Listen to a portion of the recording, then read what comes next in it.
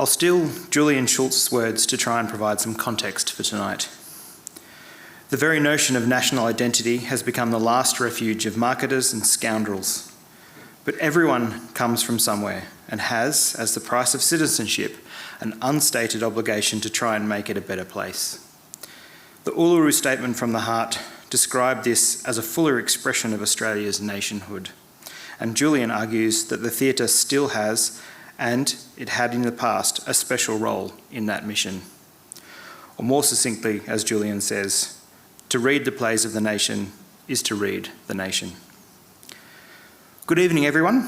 Welcome to the National Library of Australia and to this very special event, Australia in 50 Plays. My name is Stuart Baines and I'm the Director of Community Engagement at the National Library.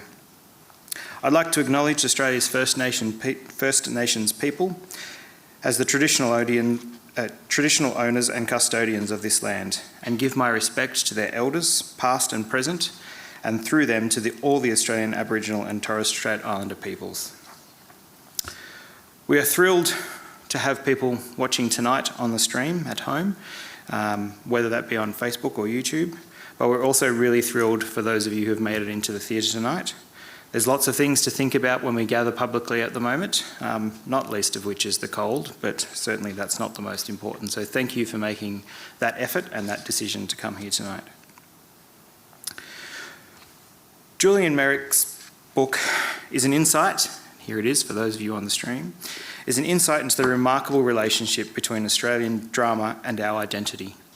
It examines 50 outstanding plays of diverse content and style that have appeared in the 120 years since Federation, and how they both reflect and shape who we are. Julian is the National Library's 2022 Colesman's Fellow for Research in Australian Literature and Professor of Creative Arts at Griffith University. He's literary advisor for the Queensland Theatre, general editor of Currency House, Press's new platform paper series, and a board member of the Northern River Performing Arts. Not very busy at all. He was Associate Director and Literary Advisor at Melbourne Theatre Company 2002 to 2007 and Artistic Director at Kick House Theatre in 1989 to 1998. He has directed over 40 award-winning theatre productions, written the histories of 5 Australian theatre companies and published numerous articles on Australian arts and cultural policy, including 90+ pieces for The Conversation. He was a founding member and Deputy Chair of Playwriting Australia 2004 to 2009 and a member of the Federal Government's Creative Australian Advisory Group 2008 to 2010. It's quite the CV. Justin Macdonnell has been employed in arts management, producing and consultancy for over 40 years. In that time, he has been Project Manager for the Australian Opera, General Manager of the State Opera of South Australia, and Director of the National Opera of New Zealand. He's also been Program Director of the Festival of Sydney and Founding Executive Officer of the Australian Institute of Arts Management. As Principal of Macdonnell Promotions, he was one of Australia's leading arts managers, producers and consultants to both the public and private sectors, and to literally scores of arts organisations here and abroad. From 1990 to 1999, he was manager and producer of Aboriginal Islander Dance Theatre, The Company. From 2003 to 2007, Justin was Artistic Director of the Carnival Centre for the Performing Arts in Miami, USA. In 2008, he became Executive Director of the Anne's Arts Institute in January 2008, as well as, and I'm not even sure if I'm going to pronounce this right, Morgeko's Strategic Planner. He continues to produce and promote the work Morgeko nationally and worldwide. Please join me tonight in welcoming Professor Julian Meyrick and Justin Macdonnell to discuss Australia in 50 Plays.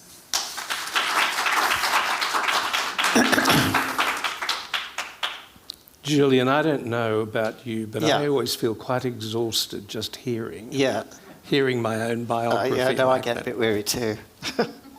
How did we get to fit all that in? We got older. This is a wonderful book. Oh. And I hope that everybody who is working in the Australian theatre today, or who indeed cares about Australia, should read. Because it's so much more than a conventional theatrical history, or a literary appreciation, or a catalogue. of indeed 50 plays. And I must say, talking about it to various people since you published it, the single most irritating thing about the whole business is that practically everyone I speak to says 50 Australian plays. I know. You have deliberately called it meaningfully Australia in 50 plays. Yeah. And I'd like to start by just asking you, can you just untangle those two for us? Because I think it's vital in what you've done. Yeah, well, it's absolutely crucial. And perhaps I can do it personally rather than just historically, or do it personally first. If I'm a bit woolly in the head, it's because 2 days ago I got off a plane from the UK where I was. I was there for a month. And the reason that I was there was that I was attending my mother's wake. So my mother died in November last year. It's not a tragedy. She was 91 years old. She died in Sydney. But half my family are in England, and this is the first opportunity that we had to go back and celebrate her life. My mother was Australian, very, very Australian. And my father was British, very, very British. And I am the product of that union. When I was born, my mother, who worked in television in Australia, she was part of the Clive James generation that went and worked in commercial television, didn't give up her passport, her Australian passport, and registered my birth in Australia House. So I was born an Australian, but in Britain. And for the first 25 years of my life, I had an identity that I didn't really fully understand that would come at me in Christmas presents and in my regular trips to BAFTA, which is the British Film Institute, on the first Tuesday in every month when it was Australian Film Night, which was like an emigre gathering for all the Australians working in television. And I had a particular view, I suppose, of Australia and Australian culture that is a little bit like not meeting a person, but going through their clothes, you know, seeing the kinds of things that they wear and their furniture, and you kind of go, what are they like? And eventually I did come here, but the business of coming here to Australia only deepened that mystery for me. It didn't resolve it. I didn't come here and go, oh yeah, now I get it. I thought, how has this country come to be the way that it is? And I started asking a lot of my Australian friends. I was like, oh, you know, can you tell me this? Can you tell me that? And they didn't know. They didn't have those answers. So eventually, and I think as an act of, let's call it my first citizenship act, I went and did my PhD at university, and I wrote the history of the Nimrod Theatre. And I chose that theatre very specifically because I thought, this will tell me what this country is really like. This will give me some insight into what Julian Schultz calls the soul of the nation. And it did give me a little bit, but it also showed me how much I didn't know. Since that time, in the 90s, I've tried to add to the stock of my knowledge in a way as part of a personal quest to understand what I think is a unique collective identity. And part of that uniqueness, a very important part of it, is expressed in its drama, which is true also of British drama and American drama, which are the other two bodies of work that I know reasonably well. So that there is a very special connection for all sorts of artistic and social reasons between the plays that stage plays that a country watches and its secret life, the life that it will never quite tell you in plain words because it can't or because it won't.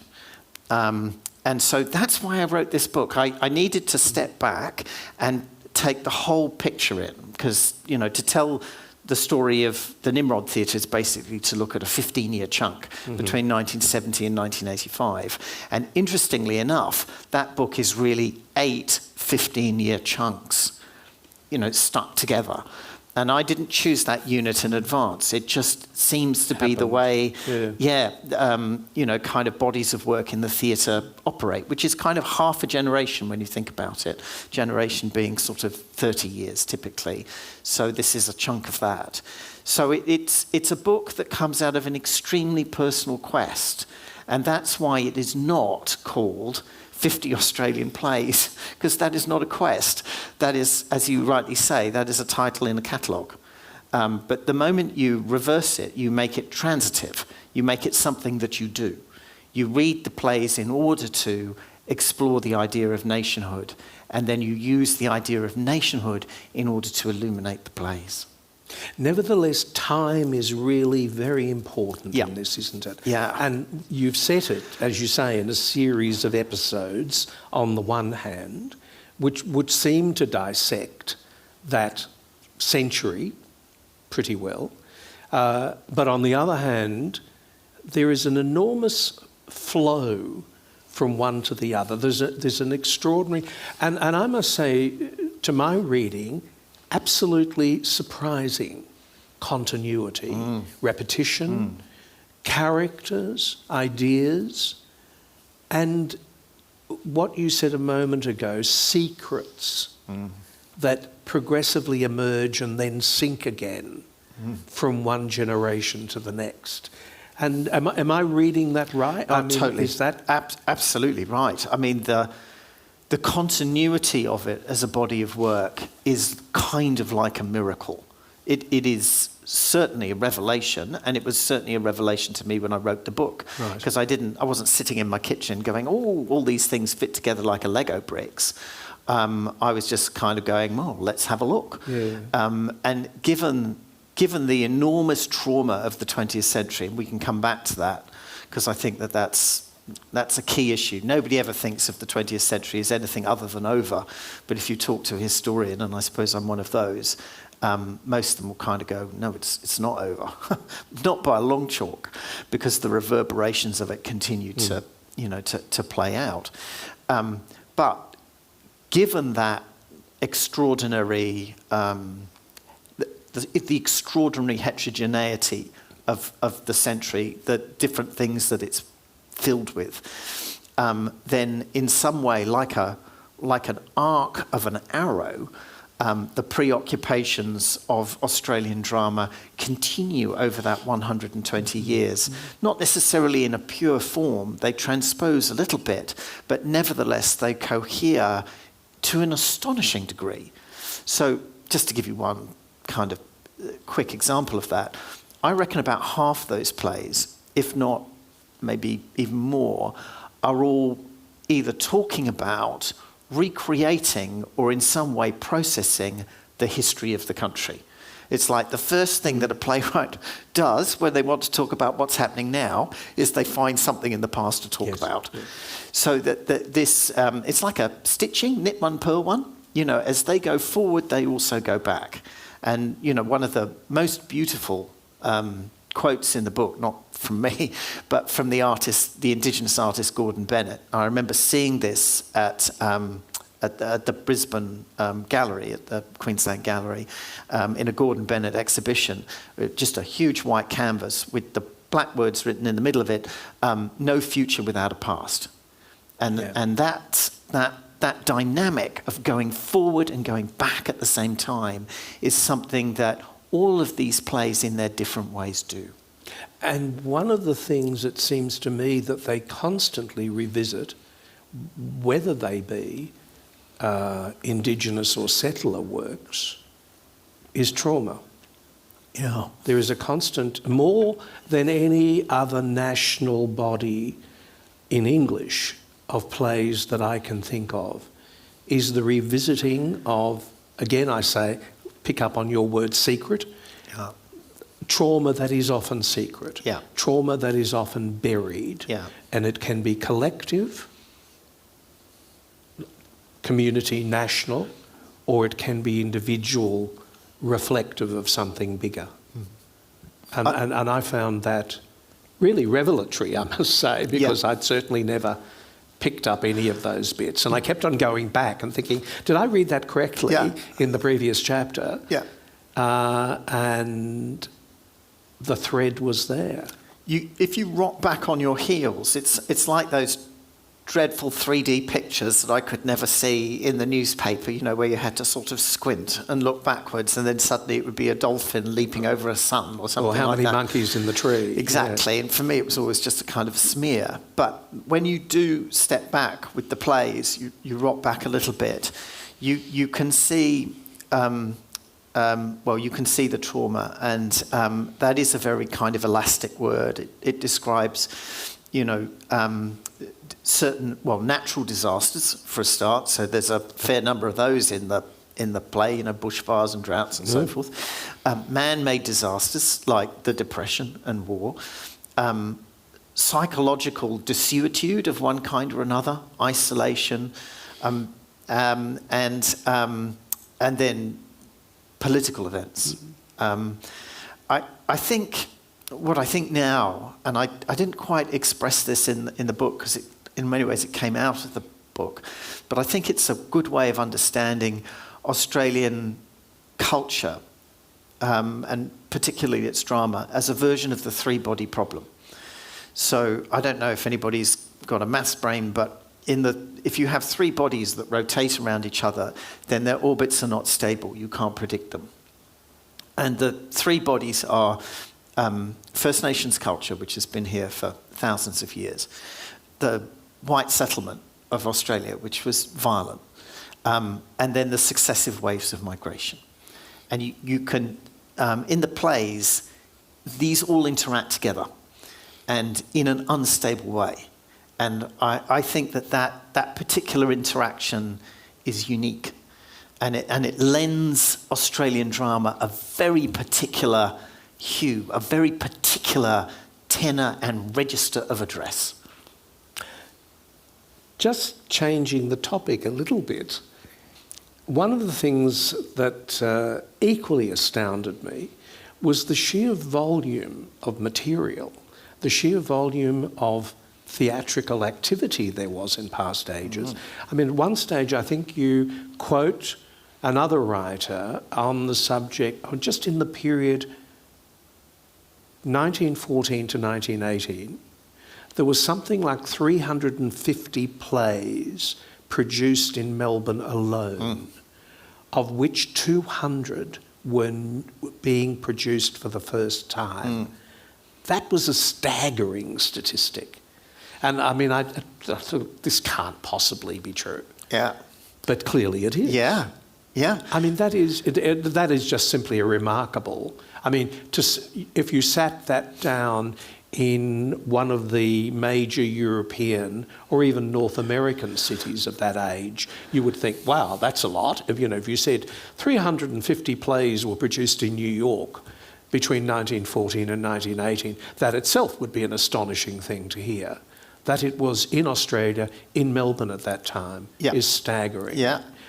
And remember the years. Yeah. This is in the middle of the First... This is the First World War. Yeah. And we're always inclined to think that in times of war, history stops. And while we focus on the big events, but in 1914 to 1918, all of that other activity... Now, Australia was not invaded. We were not close to the theatres of war. Yeah. And so we had that distance. But nevertheless, that event, that war, that event also went on to impact profoundly on the way we saw ourselves. Yeah. Or, if I can put this gently, the way we have invented to see ourselves. Yeah. Yes. I mean, I'm not... I'm obviously not. I'm not a military historian, and I'm not a traditional historian in the sense of being across every single detail of the periods that I talk about. So I'm a crummer, as the AFL would say. I come in and and pick up what I need. But I was lucky enough. As someone from a rugby world, I have no idea what that meant. Oh, I'll explain it to you afterwards, Please. Justin, because it's extremely important that you know. So they keep telling me. Yeah. But I was lucky enough, because I wrote the book during COVID, and I found out that Stuart McIntyre just lived round the corner from me in Brunswick. So he was within my 5K radius, and I could go round and visit him and tell him what I was doing and try and impress him. And he wasn't really very impressed. But he did encourage me, and then he gave me a copy of his shorter history of Australia. So he said, no, you're using the wrong edition. I will give you the right edition, which he did. So I was able to use that book and use Manning Clark as well, plus the other bits and pieces that I know, in order to make some rudimentary and hopefully robust arguments or guesses about what's going on in the nation at the broadest level. And you don't have to be too discerning to see that out of World War I in particular, with Bean on the one hand and Murdoch on the other, something like a prototypical Australian character is being constructed. Which henceforth will be a point of address in Australian drama, critically, almost constantly. Absolutely. From the moment that it's put up at this laconic, brave, and very surface character. Totally. Lots of external physical activity, but not a great emotional inner life. Absolutely. And the dramatists, playwrights go straight for it, like a iron filing to a magnet, in order to spin it, ironize it, undermine it, see what the truth behind is. So you get the beginning of what I call in the book the development of a zoology of types. That's you've just mentioned one, and then there are a few more, and that also becomes something that the playwrights share across this extraordinary century. So it's not just the narratives or the stories that get passed on, or the themes that get passed on, or the preoccupations. It's also the characters themselves. The types of characters recur again and again, slightly differently, but always slightly the same. And very often the women who were damaged in that process as well are recurring types in it, whether physically damaged or emotionally confined, it seemed to me. I greatly enjoyed the broader historical and global context that you provide, as well as the national context, even when I don't always agree with your conclusions. But I wondered how important it was for you in writing the book to be able to draw upon that your political economic background, rather than approach it from an entirely literary or theatrical position. I should explain, my father was so appalled by the idea that I wanted to go into the theatre that he insisted that I study politics and economics at university, which I did. And I really enjoyed it. I really, really liked it. It didn't stop me going into the theatre afterwards. When I finished my last economics exam, I thought, that's it. I never have to do another bit of economics ever again. And then, of course, the moment I got into the theatre, I was confronted with all sorts of policy and political questions that meant that education was actually quite useful. And it's useful to give a bit of context to some of the plays. Indeed. There is a kind of guide to it in a way, which is the history that's in the book is kind of the history that I imagine is in the minds of the audience when they view a play. So I'm not really trying to sort of tell anybody anything new. I'm just reminding people of what people knew when they first watched the play. Saw this, yes. And more importantly, and this is the key bit, what they didn't know and couldn't know. So that when you look at the first play in that book, on our selection, which is the Steel Rudd stories, or The And Time. one of the most enduring ever Australian plays. Beautiful play. Actually, George Whaley directed it. Indeed, he did. And, or Rewrote it, in fact. rewrote it. Well, version of. I think that play has been rewritten so many times. Absolutely. It will bear any number of reinterpretations. But also, The Time Is Not Yet Right, Louis Essen's, I think, vastly underrated play. That those two plays, which were produced in 1912, anybody who saw them, anybody who did them, had no idea what was coming next. They had no idea that, 20,000 people were going to die in the first few hours of the day of the Somme in 1916, or that there was going to be a kind of worldwide depression, or fascism, or the Second World War, or the atom bomb. All of that awaited them like a nightmare around the corner. And yet those are things that we can't unknow. So we're kind of, in a way, we're trapped. It's funny because, when you live a life, you tend to assume, perhaps unconsciously, that as you go in this world and you get older and the world around you, comes with you, you think, we know more. We know more and more about more and more because we're so jolly, jolly clever. But actually, that may not be the case. It may be that, in a way, I wouldn't say, this is to put it provocatively, our vision has been corrupted. But in a way, the terrible events that have happened to us have made us a certain way. And it may be that when we look back at audiences another time and we try and understand the historical events of those times, that what we need to do is not so much kind of acquire new knowledge as rediscover a certain kind of innocence or perspective. So I'm sure any historian would say this, that when you are looking at a particular period, and perhaps the plays of a particular period are a good example of this, you have to listen very, very carefully. So the little bits of history in there are really my attempt to shut myself up and just have a listen to what is actually going on. And interestingly, those two plays set in that same period are have such wildly different backgrounds.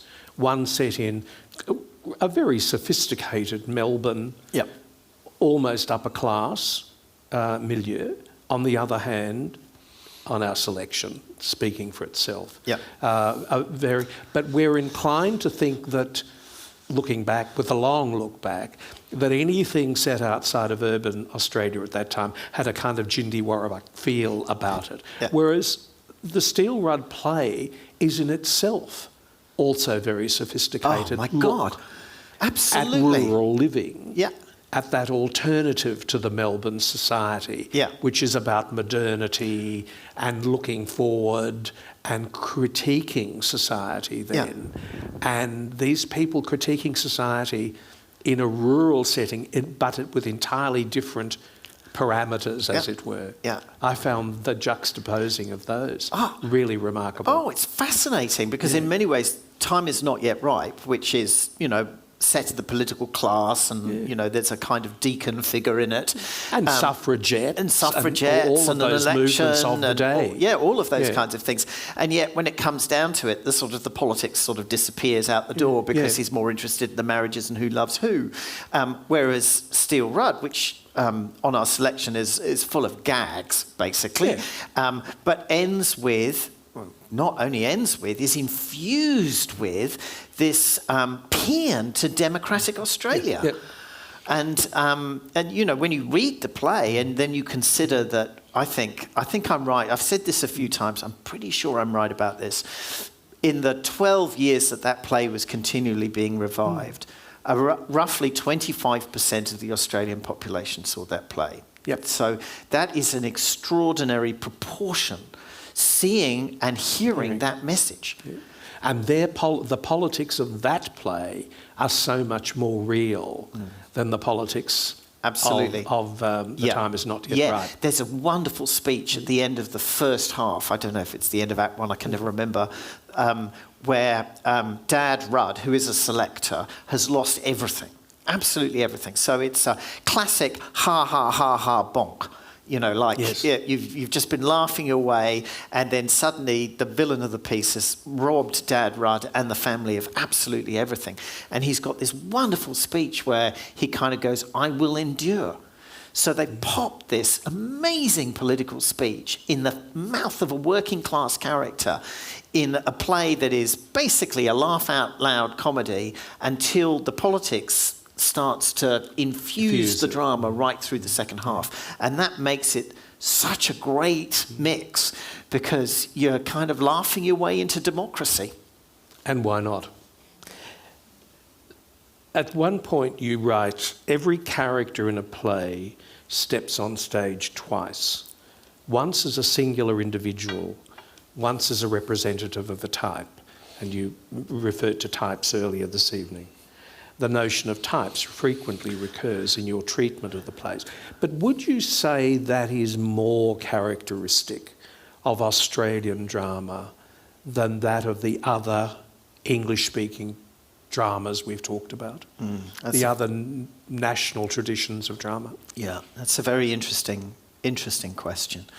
And perhaps the most profound, much more profound, I think, than, making a difference between Australian stories and British stories, is because character, if we understand that in the broadest extension, not just characters in a realistic drama, but personas in other kind of weirder dramas,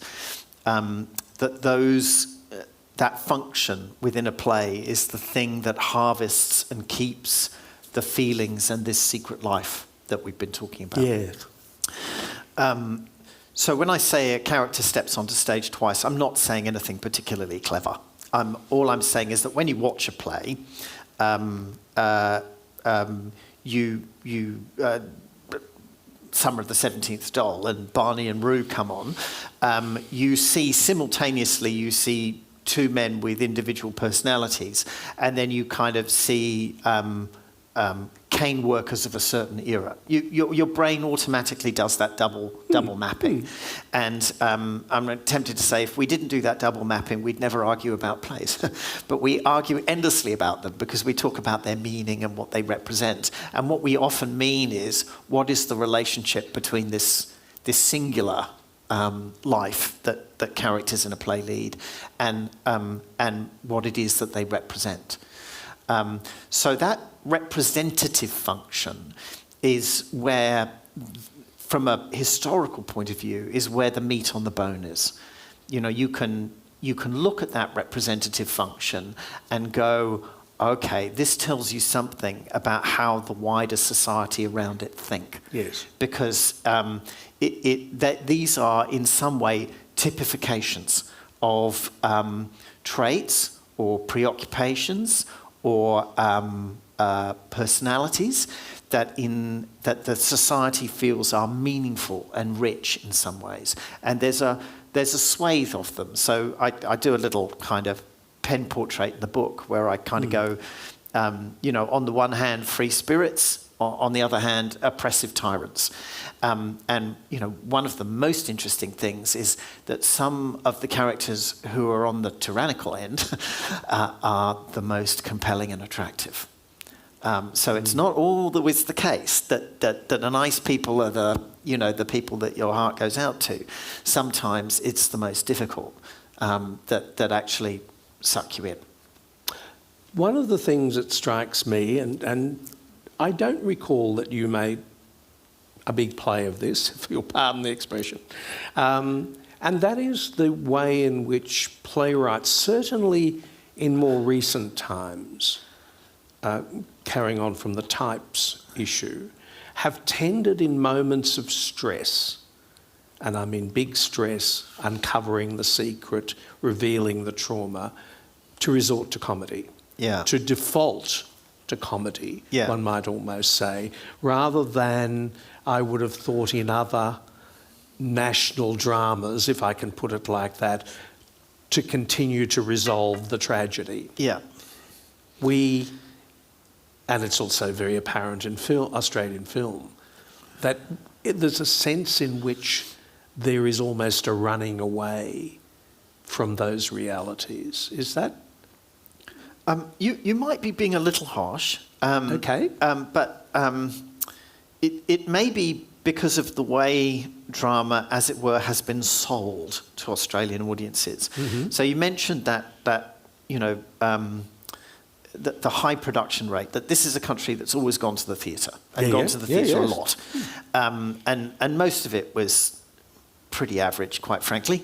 And in that sense, Australian, what I call theatre in Australia, as opposed to Australian theatre, was the most successful branch culture in the history of theatre. You know, J.C. Williamson, a few other producers, just had a huge conveyor belt, bringing all kinds of, you know, West End pap to Australia, or doing versions of it here. So the kind of the sense of culture with the capital C then becomes Shakespeare et al. You know, not the kinds of things you laugh at, the things that you sit up straight. I can remember Sir Ian McKellen coming out a few years ago with Waiting for Godot, and being in the theatre with people who, the Melbourne's Great and Good, who were there for a really great night of culture. Cultural experience. Oh my God, it was like sitting through maths class. You know, the play started and everyone was shuffling and, you know, trying to kind of relate to it as best they could. And then, of course, it was finished. Everyone was marvellous, absolutely marvellous, incredible. I was like, oh, you bloody liars. Yes. You know, you were looking at your phones, couldn't wait to get out and have a drink. And you weren't kind of thinking, where are the jokes? But who could blame you? You know, that's kind of culture with a capital C that, you know, you've had forced down your throat. So I think, in a way, possibly, the humour in Australian plays is just a way of letting you know, or letting the audience know, that this is not part of the transaction. You know, that you don't, it's okay. You know, you don't have to kind of sit up straight like you're, you know, taking your medicine. You can just sit there and have a laugh and then ease into it that way. Yes. Exactly. And so I think that's not always the case. There are times where the punch is pulled, and you could argue, and indeed I have argued, though not in this book, that the tragic form is missing in Australian drama in the proper way that it should be. But I think for the plays in this book, at least, humour is has been a useful cultural retrenchment tool, and a way of just signalling to an audience, this isn't culture with a capital C, this is fun with a small f. And that word fun starts to come back into Australian theatre big time from about the 1950s onwards. Yes, indeed. Yeah. I think this is probably... Oh my God, we're at the end already. My last question, roughly. So, while our playwrights seem, in your reading, to have been very adept at unearthing the past, I wonder how prescient they have been in your view. I was struck by that in The Property of the Clan, especially in the light of recent revelations. The character in it, this is a play by Nick Enright about built around a rape case, if you like, in Newcastle, some time ago. And one of the characters in it, Rachel, says the line, "Until we think it is me." In other words, that we can neglect or we can overlook or we can push aside experiences like that, provided they happen to somebody else. So it is me. And of course, one was inevitably reminded, and I hate to raise the name in this town, of ScoMo's account of the conversation with his wife, which is the other side of, the flip side of that coin, if you like. That struck me as enormously prescient of Nick in that play. Yeah. But also how you talked earlier about they weren't to know Yeah. what was coming, and of course they weren't to know what was coming. Yeah. No one in 1912 could have known any of the things that were coming. If anything, they would not have expected a war of that scale ever again at that moment. But how, in general, how prescient do you think Yeah. this body of work suggests they have been? Yeah. I think in answering that question, in a way, it illuminates for me the very heart of the book, and the thing that I'm going to spend my life probably unsuccessfully trying to persuade Australians is the case. Drama is a form of inquiry. It's a type of knowledge. It's not a kind of box in which we put pretty things to entertain ourselves. It is a space in which we can uniquely explore a series of problems that belong properly to it. And when people sometimes say, oh, what kind of problems end up in drama? I say, the kind that nobody else wants. So when Nick wrote that play, he wrote it in 1991, I think, after that dreadful case. He wrote it as I call it in the book, a Lehrstück, which is Brecht's term for a learning play. So it's a play for youth. Yeah, it's designed to be done at schools in order to illuminate problems in the way young men behave with young women. The problems arrive in drama early. And they are teased out in a very particular set of circumstances where, unlike Q&A or the Rupert Murdoch media, it's not just sitting around and people talking about their opinions. They are actively explored in their human consequences to produce, and I love this word because I think it's such an important word, what the ancient Greeks called phronesis, which was practical wisdom. So this is judgment of an intellectual kind married to experience of a human kind. And that's what theatre can get at. Yes. Its prescience is really a result, I think, of its early arrival in some of these problems. It's not that playwrights are predictors of what's going to happen next. Well, certainly they're not any better than anybody else. No, right. But playwriting is like flypaper. It's incredibly sensitive to what people are trying to hide. And it is the job of playwrights and of drama more broadly to talk about those things. And that's uncomfortable, but it is a job. And it is a job we should respect and ultimately we should value. I was saying to Julian the other day that I've always been very suspicious of claims that people make about how art influences people, the effect it has on audiences, whatever art form, and in particular the claim that somehow art is good for you, like muesli. It is of itself a good thing and improves people, and I've never personally bought that argument. And I was reminded that some years ago I saw, I don't know how many of you have ever seen the BBC programme Hard Talk on television. It's basically a kind of a fairly aggressive journalist grilling somebody. And on this occasion, the journalist was interviewing Jonathan Miller, the British, late British theatre director, opera director, about the subject of, what does theatre do to people? And Miller, who was amongst other things also a neuroscientist, said, the only claim I would make for the theatre is that people would leave a performance having thought differently about something than they did before. And I think the learning, the power of it to teach, or the learning we gain from it, is the very stuff of what you have talked about in this book. And what makes it, to me, such an important contribution to the literature about Australian theatre, and indeed world theatre. Thank you. So on a personal note, Julian, may I say, I haven't read absolutely everything you've ever written. But this is the best thing you've Great. written. I'm glad.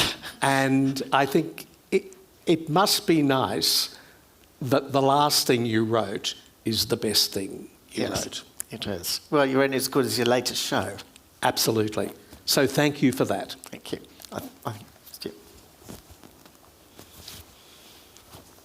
Thank you to you both. That was fascinating, and I think certainly for me and hopefully those people watching in the stream and here tonight, that this discussion and the book, which you can buy, Go and buy it. helps us all think differently about who we are in nationhood and how we construct that idea of us. I think it's fantastic. Ladies and gentlemen, can you please join me in thanking Julian and Justin?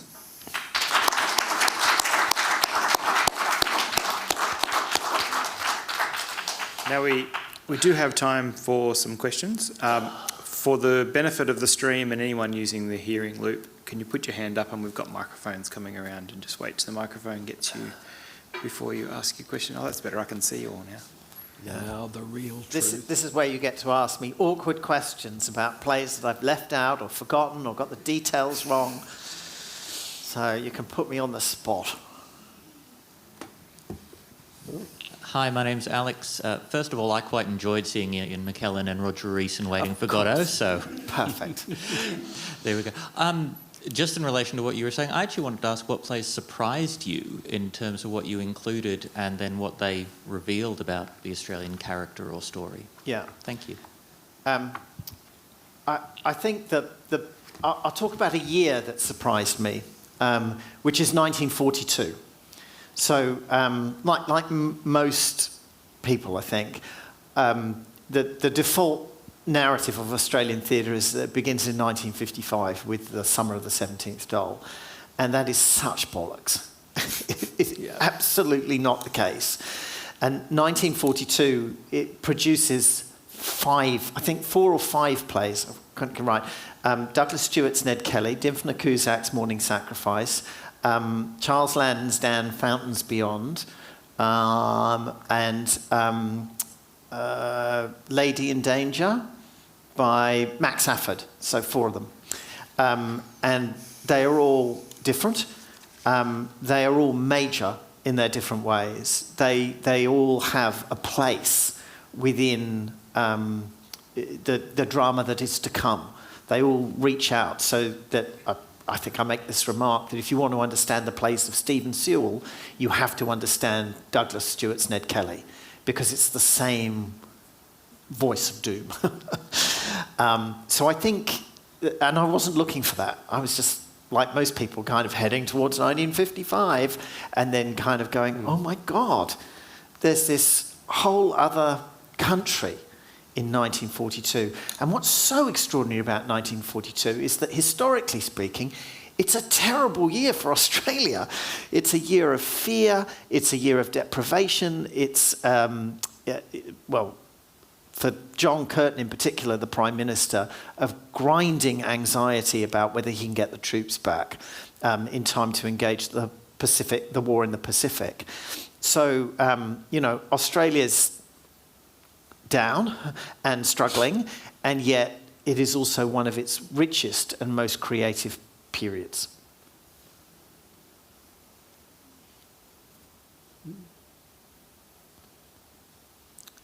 Any more What a questions? silent group. There you go.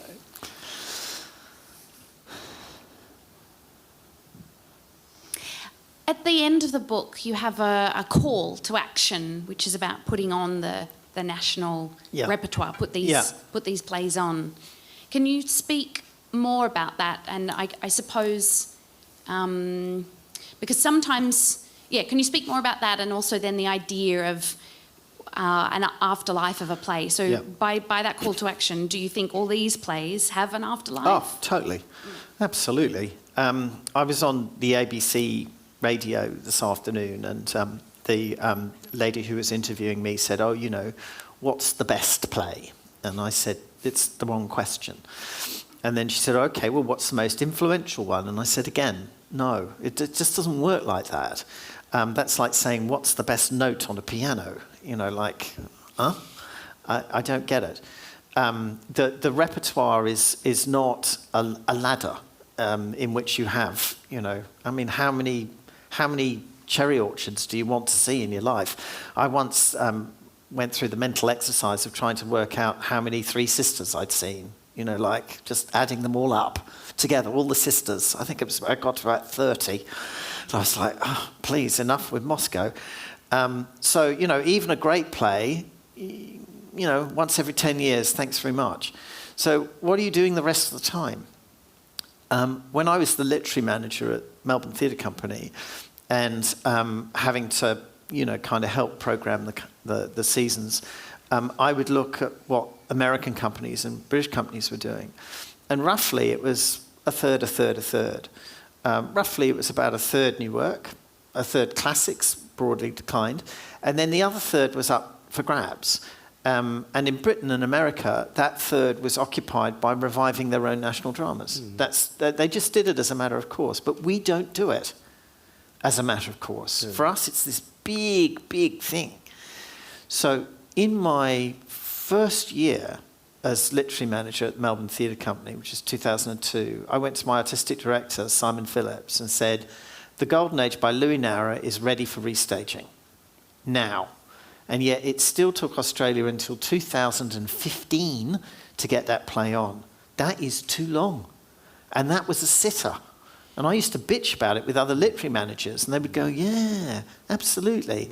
So I could sit down now I would say on the back of a fag packet, but we don't smoke anymore, on the back of a beer coaster, and write down 6 plays that you should have in the repertoire like now. But in order to do that, we all need a different attitude towards the past. And we need to sort of stop thinking, perhaps, that we have nothing to gain by going back. Whereas, in fact, I'm with Gordon Bennett. The only way we can go forward is if we're also going back at the same time. So we just kind of need to do it, and to read it, and to know that we have to do it, and to take the pledge of doing it. I could add my little commercial in here and say that a very big obstacle to that happening is the constant pressure from funding agencies for companies to be doing brand new work and not doing revivals. It is a huge problem. They're just not counted in anyone's assessment of what funded organisations should do. And it's inexorable, the pressure on them. So. Yeah. And I think you can take it from me because I'm a director of new work. So if I say, revivals are important, I mean it. Just one in the middle there. While the mic comes to you, I'm going to do what I'm not supposed to do. I'm going to ask you a question. Before you said there are 350 plays, correct me if that figure is wrong, 350 plays developed in Melbourne in 1914 and 1918. Yeah. I would assume that some of Staged. them were about staged. Some of them were about our wartime experience. Are those plays in that period reflective of what we see as the Anzac myth or the Anzac story now, or are they quite different? Who knows? You're guessing because you're looking into you're opening the oven door at the time that it's all being cooked. I quote a bit of Keith Murdoch's letter in the book, and I read the whole letter. It's online, and I find it a disturbing letter because it's not a letter that is connected to the reality of war. My grandfather was in the Tank Corps during World War One, and my wife's grandfather was a stretcher bearer in both Gallipoli and later on the Western Front. And we often talk about whether our grandfathers met, whether that was possible. I grew up thinking and indeed knowing that World War One was a horror, unmitigated horror. And so I find Keith Murdoch and Bean's portrayal of World War One disturbing. And that's all I say in the book. I don't go any further than that. But in my heart, I think it is a misrepresentation of the suffering of that conflict. I think we're on a theme. Last night we attended the first ever full recording of the Changi Songbook that the Flowers of War project did here in Canberra. And I think what astounded us there was, I think that Chris Latham's, or the talk there said that during Changi times, there was something like 300 shows put on. Many of them were play musicals, and they've never been revived, often because of opposition to the wrong message of Changi that some people thought was coming across in those musicals. So I suppose my follow-up question is what is the difference between the value of a quality reproducing a play that has high quality and these plays, which probably weren't high quality, but of some national importance? Yeah, I mean, it's a very interesting question. And I do talk a little bit about it in the book, in the sense that I fess up and go, drama is two forms welded together. One is literary, you write it down, which is why drama comes into existence with the invention of writing, basically. And the other is live performance. And I used to say rather cheekily that theatre is an art form in which the recitation of the complete works of Plato can be less interesting than somebody with their bottom painted yellow. There's just a sort of theatrical side to theatre that means that even something that is, from a literary point of view, a piece of flim-flam, can be a great night out. In the book, there's a kind of narrative that kind of goes at the beginning, which is in the melodrama era. They were sort of on speaking terms, although J.C. Williamson never read a play in his life, really. Then they parted company. And if you look at Australian theatre in the first 50 years of the 20th century, you've got Australian plays, with playwrights, with writers with a capital W writing them, and then you've got kind of what we would call theatrical devisers in another corner. And how you revive that body of work is a very interesting question, because in order to capture that, you need to have something of the period that made sense of it in the first place. So I suspect that the reason that the Changi Songbook event worked, and I know the person who put it together very well indeed, that one of the reasons that it worked is because it is also a little bit of a history lesson, so that you get the songs, but you also get a bit of the context. And actually, there's a lesson there for how we revive our other kinds of drama, which is like, it's not just enough to do them straight. You actually have to kind of get a sense of, this is the tenor of the period. So if you're looking at particularly kind of if you're taking On Our Selection, for example, or The Time Is Not Yet Ripe, how do we recapture that sense of innocence?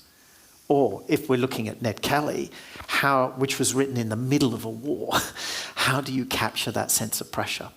So I haven't answered your question directly. I've just said these are two kingdoms with no border. On the one hand, the literary kingdom, and on the other hand, the yellow bottom kingdom. I didn't think I'd hear a painted yellow bottom tonight, but it's interesting. Yeah. Can everyone please join me once again in thanking our guests tonight?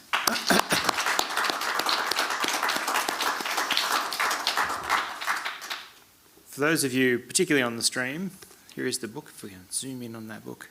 It is available at our bookshop, so for everyone in the theatre tonight, please go upstairs and buy a copy. For those on the stream or watching on YouTube who are now smashing their keyboards and tipping over their monitors, don't despair. We have an online store where you can buy the book as well. Our galleries will be open tonight, and Julian has kindly offered to sign some of those books up in the foyer tonight. Thank you once again, everybody, for coming along, and thank you for your time. Thank you.